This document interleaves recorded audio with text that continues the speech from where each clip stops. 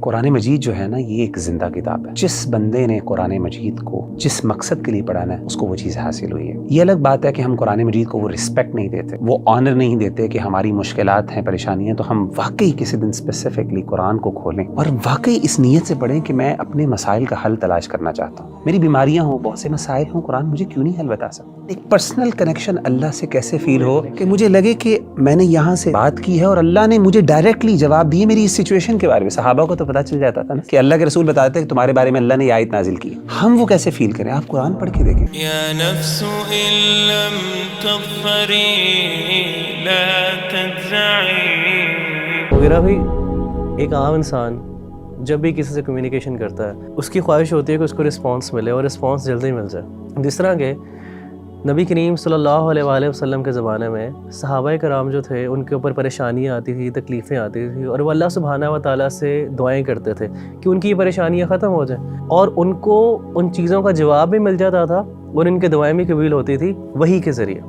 لیکن آج کل کے دور میں جب ایک انسان پریشان ہے, پریشان حال ہے, مشکلات کے اندر ہے, اور وہ اس کی دعائیں بھی کرتا ہے, لیکن کبھی کبھی وہ اس چیز کی کمی فیل کرتا ہے, اس کے اندر ایک کمی کا احساس ہے کہ شاید میری دعا قبول نہیں ہو رہی. تو مغیرہ بھی سوال یہ ہے کہ وہ جو احساس ہے کہ انسان کے اندر وہ احساس اور وہ ایک مطمئن ہو جائے اس چیز سے کہ اللہ نے میری دعا سن لی اور اللہ سبحانہ و تعالیٰ کی طرف سے اس کو احساس بھی آ گیا ہے کہ اس کی دعا قبول ہو گئی ہے. تو یہ احساس کیسے ایک انسان اپنے اندر پا سکتا ہے؟ دیکھیں ربیع اللہ بھائی, مجھے آپ کے سوال سے ایک واقعہ یاد آ گیا. میں یو اے ای میں تھا, تو ایک دن میں جمعے کی نماز پڑھنے گیا, تو نماز میں سنتیں ادا کرنے کے بعد میں نے قرآن مجید کو پکڑا اور بیٹھنے لگا, تو اچانک مجھے نا کچھ سسکیوں کی آواز آئی ایک طرف سے. تو میں نے بائیں طرف مڑ کے دیکھا تو اگلی صف میں بائیں طرف بالکل دیوار کے ساتھ ایک سیرین لڑکا وہ بیٹھا ہوا تھا, اس کے ہاتھ میں قرآن تھا, وہ قرآن مجید کھول کے پڑھ رہا تھا اور اس کی آنکھوں سے آنسو, یعنی وہ رو رہا تھا, اور ایسا رو رہا تھا کہ باقاعدہ اس کی سسکیوں کی آوازیں آ رہی تھیں. اور آپ کو پتہ ہے کہ شام جو ہے, سیریا ایک ٹھنڈا علاقہ ہے, تو وہاں پہ اکثر جو لوگ ہیں ان کی کمپلیکشن وائٹ ہوتی ہے, تو رونے کی وجہ سے نا اس کا چہرہ سرخ ہوا تھا, بالکل ریڈ, اور سسکیاں اتنی اونچی تھیں کہ باقاعدہ آس پاس کے جو لوگ تھے وہ باقاعدہ یعنی وہ نوٹ کر رہے تھے اور وہ تھوڑا سا بار بار دیکھتے تھے مڑ کے.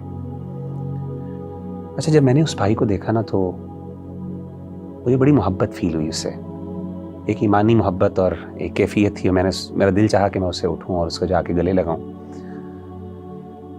لیکن اس وقت پھر میں رک گیا, اور اس وجہ سے رکا کہ یہ کچھ لمحات ایسے ہوتے ہیں جو انسان کے اپنے اللہ کے درمیان ہوتے ہیں, پرائیویٹ لمحات ہوتے ہیں, اور اس میں انسان کو کسی دوسرے کو نہیں چاہیے کہ وہ اس میں انٹروین کرے.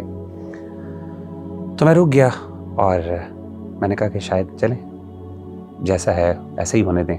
اور میں تھوڑا سا متاثر بھی ہوا, رشک بھی کیا کہ کس طریقے سے 17 سال لڑکا تھا, یعنی کوئی آپ سمجھیں کہ اس کی کوئی بہت زیادہ داڑھی بھی نہیں تھی, کوئی بہت زیادہ پریکٹسنگ آؤٹ فٹ یا لک بھی نہیں تھی اس کی.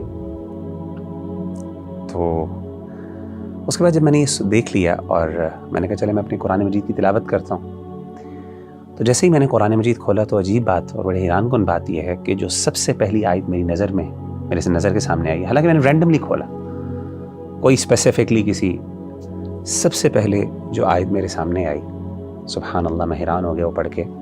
وہ 7th چیپٹر کی پہلی آیت تھی, اور وہ آیت کیا تھی؟ وَإِذَا سَمِعُوا مَا أُنزِلَ إِلَى الرَّسُولِ تَرَىٰ أَعْيُنَهُمْ تَفِيضُ مِنَ الدَّمْعِ مِمَّا عَرَفُوا مِنَ الْحَقِّ.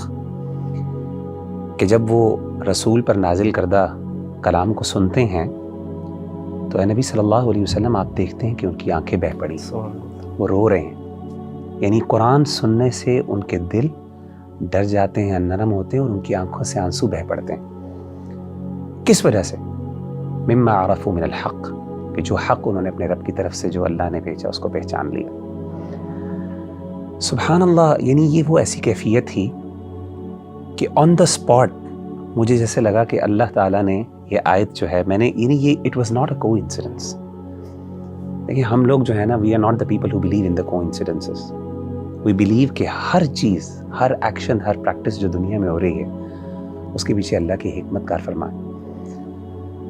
تو میرا دل چاہا کہ میں اس کے ساتھ یہ آیت شیئر کروں, اور میں کہوں کہ مجھے یہ آیت میں نے سنی ہے, اور مجھے ایک قسم کا اللہ نے, کیونکہ میں I was thinking about that person نا, کہ یار کیوں رو رہا ہے, اور پتہ نہیں کیا فیلنگز ہیں, اس کے جذبات ہیں. تو مجھے اس دن احساس ہوا کہ قرآن مجید جو ہے نا یہ ایک زندہ کتاب ہے, اور یقین کریں یہ تجربہ کر کے دیکھ لیں کہ جس بندے نے قرآن مجید کو جس مقصد کے لیے پڑھانا ہے اس کو وہ چیز حاصل ہوئی ہے. یہ الگ بات ہے کہ ہم قرآن مجید کو وہ رسپیکٹ نہیں دیتے, وہ آنر نہیں دیتے کہ ہماری مشکلات ہیں, پریشانیاں, تو ہم واقعی کسی دن اسپیسیفکلی قرآن کو کھولیں اور اس کو پڑھیں, اور واقعی اس نیت سے پڑھیں کہ میں اپنے مسائل کا حل تلاش کرنا چاہتا ہوں. یعنی میرا دل بے قرار ہے, میرا دل جو ہے وہ وحشت ہے, اس میں مجھے اطمینان کی ضرورت ہے. یہ کیسے ہو سکتا ہے میں قرآن پڑھوں اور مجھے یہ آیت نظر نہ آئے, الا بذکر اللہ تطمئن القلوب. میری بیماریاں ہوں, بہت سے مسائل ہوں, قرآن مجھے کیوں نہیں حل بتا سکتا؟ زندہ کتاب ہے. اور میں آپ کو بتاؤں کہ جن لوگوں نے یہ تجربات کیے ہیں نا, قرآن سے پرسنل, دیکھیں آپ کا سوال بھی یہی ہے نا کہ جنرل تو دین سے ہمیں جوابات مل جاتے ہیں, لیکن ایک پرسنل کنیکشن اللہ سے کیسے فیل ہو, کنیکشن جو فیل ہو کہ مجھے لگے کہ میں نے یہاں سے بات کی ہے اور اللہ نے مجھے ڈائریکٹلی جواب دیے میری اس سچویشن کے بارے میں. صحابہ کو تو پتہ چل جاتا تھا نا کہ اللہ کے رسول بتاتے ہیں کہ تمہارے بارے میں اللہ نے یہ آیت نازل کی ہے. ہم وہ کیسے فیل کریں؟ آپ قرآن پڑھ کے دیکھیں, قرآن آپ سے بات کرے گا, آپ کو لگے گا کہ میرا رب مجھے جواب دے رہا ہے. اور میں آپ کو بتاؤں کہ میں نے دیکھا کہ جتنے بھی ہمارے اسلاف ہیں جب اپنی مشکلات میں پڑے اور انہوں نے جب قرآن مجید کی طرف رخ کیا تو انہوں نے اپنی فیلنگز شیئر کی. میں آپ کو 2 مثالیں دیتا ہوں.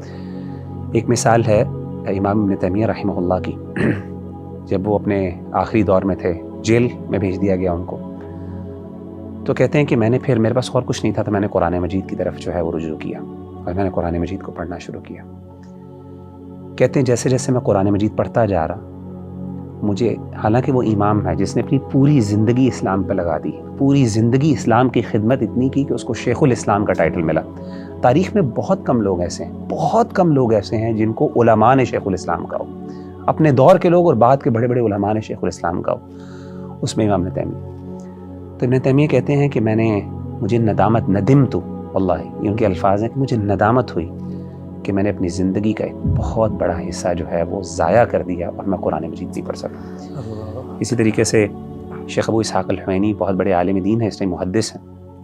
میں سمجھتا ہوں عرب دنیا کے بڑے ترین, اگر آپ مجھے کہیں گے نا کہ بڑے عالم دین حدیث کے کوئی ہیں, تو میں ابو اسحاق الحوینی کو میں ریکمینڈ کروں گا. اور بھی بڑے علماء ہیں ڈیفینیٹلی, ان کو کچھ دیر کے لیے روک دیا گیا لیکچرز سے اور لوگوں سے خطبات جو وہ دیتے تھے. تو انہوں نے قرآن مجید کو پڑھنا شروع کیا, اور یہ ان کا جملہ تھا. جب وہ واپس آئے اور ان کے لیے دوبارہ وہ بین ریموو کیا گیا اور ان کو اجازت ملی کہ اب وہ پبلک سے بات کر سکتے ہیں, تو انہوں نے کہا کہ یہ ان کا جملہ باقاعدہ ہے, یا لیتنی اعطیت القرآن حیاتی, ہائے کاش میں نے اپنی پوری زندگی قرآن کو دے دی.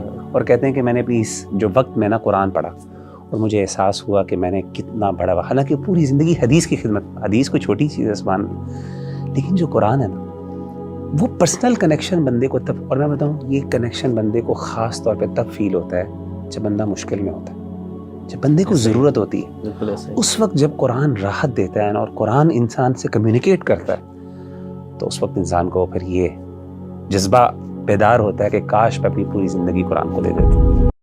Subscribe.